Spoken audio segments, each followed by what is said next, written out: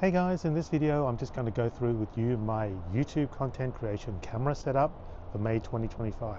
And I've given a specific month here because I like to vary things up. I like to change the cameras I use all of the time. But right now this is the best combination that I have found, and I want to go through with you the pros and cons of each one and let you make the decision as to whether any or a combination of these is good for your workflow. So right now I'm shooting on the Insta360 X5 with the DJI Mic 2.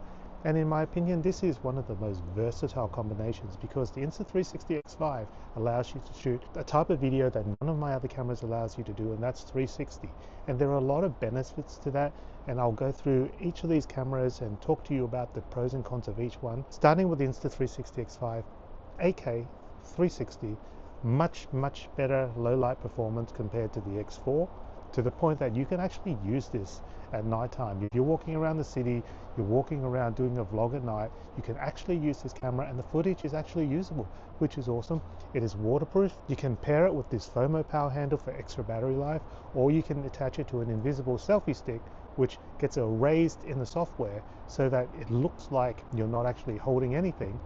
And the great thing about this too is, if you've seen from a previous video that I made, you can do drone-like shots with this Insta360 X5 without actually having a drone. So what's better than that? So there's lots of good applications of the X5. I won't say what I don't like about the X5, but these are some of the things you may want to consider before you use the X5 as your exclusive camera. Number one is, if you shoot 360 video, it's good because what you can do is, instead of focusing on everything around you, you just stick the camera and point it at a certain direction as you walk around. It doesn't matter where you point it, you just point it in one direction, and then you can edit and reframe in post. No other camera allows you to do that. So instead of spending all your time focusing on the LCD screen, you can just do your normal stuff, just hold it out in front of you, and then you can decide which part of the frame is going to be part of your video, because it's 360, so it captures everything. So you don't have to decide at the time, and that's the massive benefit.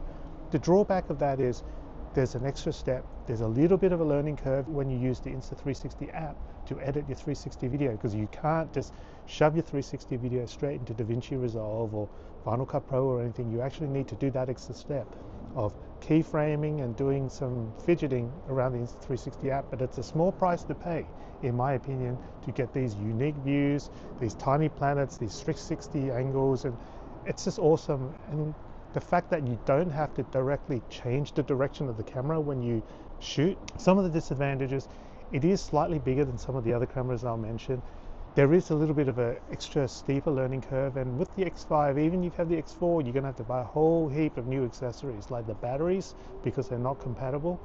But I don't really see a lot of disadvantages otherwise. It's waterproof, it's rugged. If you actually smash one of the lenses, you can actually replace it yourself for like 30 bucks, so that's ideal. Now, what else do I carry with me as an everyday thing? Obviously, iPhone 16 Pro Max. This is versatile. This allows you to shoot a lot of high quality, good video. And sometimes you actually get better video with this than some of the dedicated action cameras. However, the only caveat of this is, I don't like to use my phone all the time. I use it to make some YouTube shorts and some TikToks, but I don't like to film lots of long videos because it takes up a lot of space and it drains the battery. So if you need it for other purposes and you're out for the day, probably not the ideal solution, but it is also quite rugged. There's some level of water resistance, but you obviously don't want to get it in like dirt and dust and sand and mud and all this kind of stuff. The benefit of this is also that you've got this always with you and you're not having to think about bringing a second device. So if I'm just out and I suddenly want to just film something or see something cool and I don't happen to have another camera, I'm very confident and I can just pick this up and use mostly the back lens, because the front lens is pretty shitty. But the back lenses, they can pretty much do everything that all of the other cameras I'm going to mention. So that's another great device for you to have if you're like starting vlogging and you're not fully needing all the fancy color grading and all that kind of stuff. But the iPhone 16 Pro Max, can't go wrong. Next on the list is, by the way, I've got the Insta360 Ace Pro 2, which is kind of unfortunately gathering dust on the shelf a little bit at the moment, because I just haven't found a special use for that camera. It is a very good camera also, but with all this stuff I'm going to show you, I just haven't found another need for it right now. I'm going to flip in and out, obviously, and like I said, this is May 2025, tomorrow's June, so everything will change by then likely, but right now that's not on my list. But don't get me wrong, it's also a really good camera, so you can't go wrong with that one either. The next camera I've got to talk to you about is this Osmo Pocket 3. Now, this camera has been out for a little while now. It's become very popular with vloggers. It's actually really hard to get because everyone wants this camera. The benefit of this camera is it shoots really good high quality video and it's gimbal stabilized. So that means is your footage is buttery smooth. It's like you literally got $1,000 gimbal supporting your camera, and all the transitions, all the movement, it's super buttery smooth. And let me tell you, when I say buttery smooth, I mean buttery smooth, and you will definitely notice a difference in the quality of the video, especially if there's a lot of movement, especially when you want it really stabilized, especially when you don't want any jitters. This is a perfect camera for that. The disadvantages to me is that because it's a gimbal stabilized device, and this thing's always turning, it's a much more fragile device than the other cameras. So this is certainly not a camera that you can get wet. It's certainly not a camera that I would do in any sort of rugged action scenarios. The other thing is the built-in internal battery. If there's an extra battery bit that you can put on there to increase the battery life, but you can't kind of like buy extra batteries to put in, just like the iPhone. So if you're shooting all day, you're not going to be able to use this without having some methods of charging, whether you plug it in or whether you use an external power bank. You do need something of that description to keep this powered all day. But it is a very cool camera. It does shoot very high quality video. You just can't use it in the rugged situations that you can with the X5 or even with the iPhone. Too many moving bits, too many flippy screens, and this gimbal and this tiny lens easily damaged in those sort of situations. And the last camera that I've been using right now, and I've only been using this for the last couple of weeks again, because I do tend to chop and change a lot, is this Insta360 Go 3S. This is the upgrade to the Insta360 Go 3. And the difference between that and this is this shoots now in 4K, and you do really, in this 2025 guys, you really need to be able to shoot video in 4K. This 2.7K or whatever it is just doesn't cut it. The thing about shooting in 4K too is it gives you the ability to crop in a little bit, and you're not going to lose a lot of quality in the video because you've got enough resolution to cover that sort of thing. The thing about this camera, super small, super stealthy, not in a bad way, but just the fact that people aren't going to be watching you. Even with this, you're holding this thing in front of you, people can tell what it is. This is so tiny. And what's even better, it even gets tinier when you remove it from the action pod. So this is even super tinier. And what you can do with this camera is you can attach it to your magnetic pendant, to your hat, to anything metallic, because it's magnetized and it shoots 4K. Let me say again, this tiny little thing shoots 4K. Just remember though, a couple of things about this camera. One, this action pod is not waterproof. You cannot chuck this in the swimming pool or get it wet, but this you can. The other disadvantage is because of the size of this camera, the low light quality of this is not great.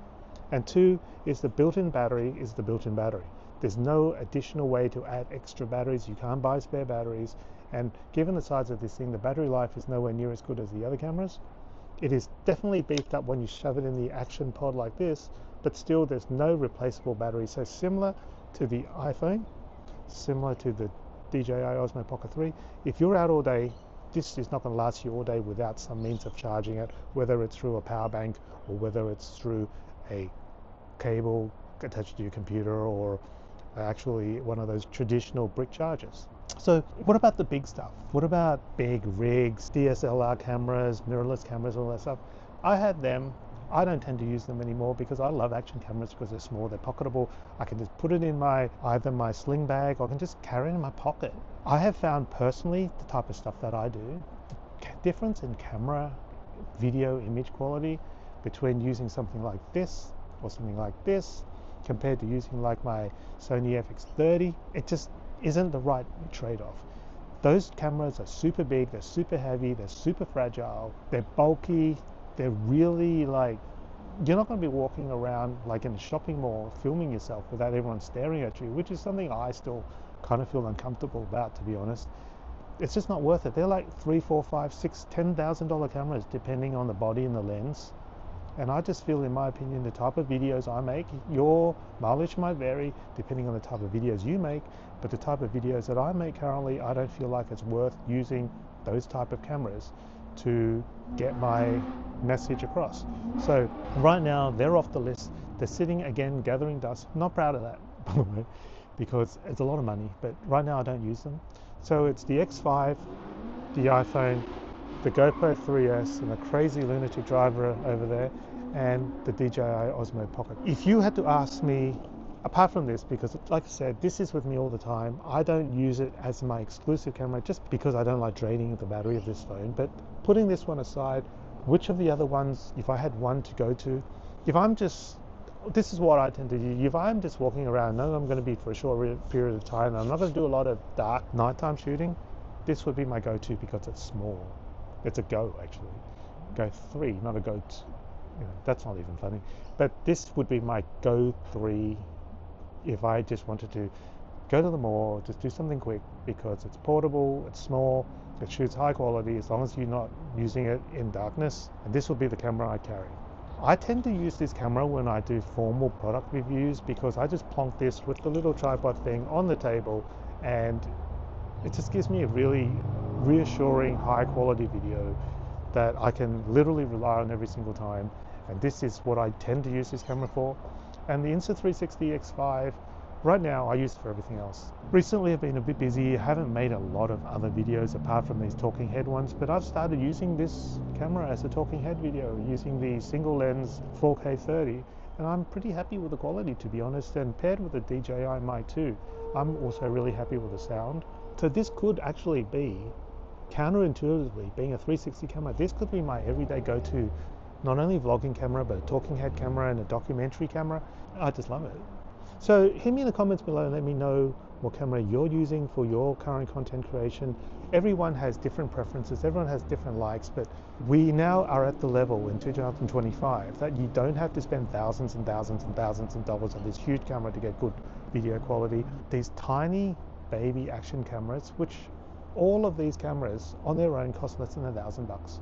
So if you only need one, it's less than $1,000, and maybe $1,000 if you get extra batteries and so forth. But all of these cameras are capable of producing really high quality videos, often high quality videos in situations where the big rigs don't allow you to because of their rugged, waterproof nature.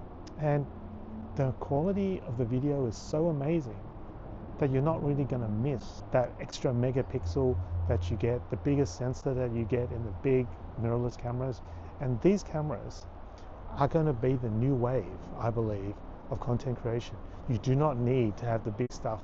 Like right now, people think that if you're holding one of these, you're an amateur. I actually believe that professionals who use this, they can often get better quality content than having a big camera because people are more natural. If you're poking this big giant thing at you, are you going to be more self-conscious than someone just doing this? Who's going to be more natural? Where are you going to get the better reactions? I think actually this one. So thank you for watching. Leave me a comment below if you have any questions about any of the cameras that I've mentioned today, because all of them are good. They are kind of multi-purpose, but some of them do better certain things than others. But all of them will get you through a day of shooting with a few compromises, all of which are compromises. If there was a perfect camera, I don't know what it is, and I'm pretty sure that there's never ever going to be a perfect camera. But all of these will do the job, and I just love using them. Catch you next week in another video. Bye.